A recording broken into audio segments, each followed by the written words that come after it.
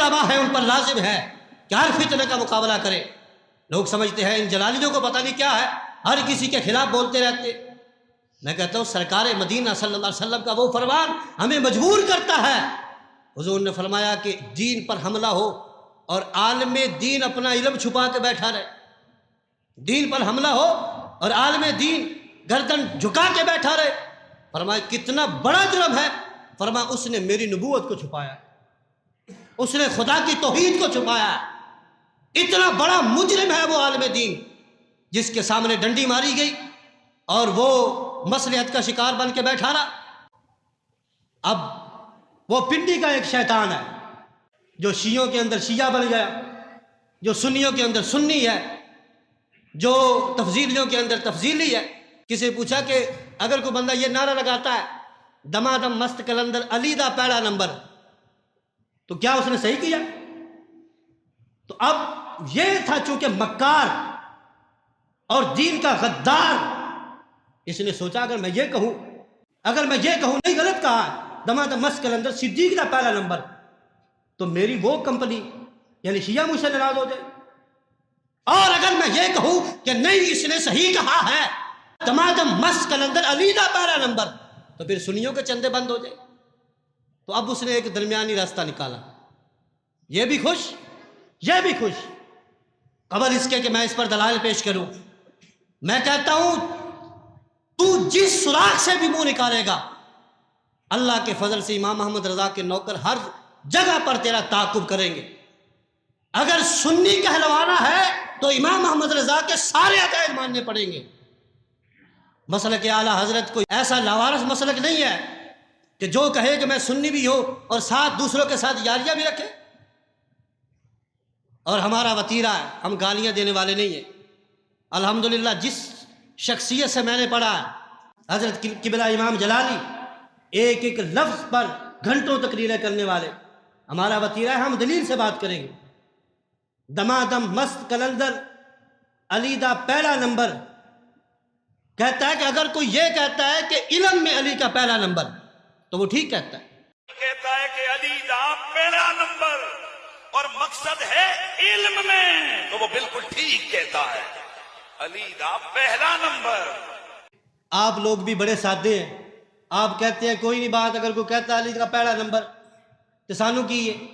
صدیق اکبر کی افضلیت پہ سکوت بھی جائز نہیں، ان کی اولیت پہ سکوت بھی جائز نہیں ہے۔ مطلب کیا ہے؟ اگر کوئی بندہ کہے کہ نہیں میں اس بارے میں کچھ نہیں کہتا، نہ ان کو پہلا کہتا ہوں نہ چوتھا کہتا ہوں، تو یہ بھی مجرم ہے شریعت کا۔ صدیق اکبر کی اولیت جمہور نہیں اجماع ہے، اور اجماع کا انکار کرنا جائز نہیں، لہذا نعرہ لگانا پڑے گا کہ صدیق اکبر کا پہلا نمبر۔ اور جو نہیں لگاتا، حضرت سفیان ثوری رضی اللہ تعالیٰ عنہ، آپ کا فتویٰ آپ سنیں۔ حضرت سفیان ثوری رضی اللہ تعالیٰ عنہ آپ ارشاد فرماتے ہیں کہ جو بندہ من زعم ان علی رضی اللہ تعالیٰ عنہ کان احق بالولایت منہما، جو بندہ یہ کہتا ہے نا کہ علی المرتضیٰ رضی اللہ تعالیٰ عنہ کا پہلا نمبر ہے ولایت کے اندر یعنی خلافت کے اندر، فرمایا کتنا بڑا مجرم ہے وہ۔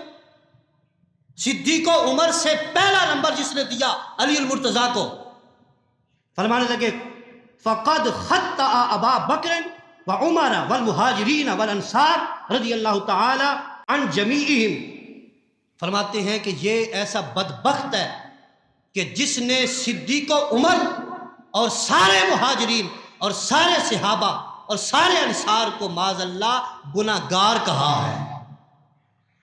قد خطأ ابا بکر، علی دا پہلا نمبر کہنے والا، قد خطأ ابا بکر، ابو بکر کو گناہگار کہا، عمر کو گناہگار کہا، مہاجرین کو گناہگار کہا، انصار کو گناہگار کہا، اور فرماتے میرا فتویٰ کیا ہے؟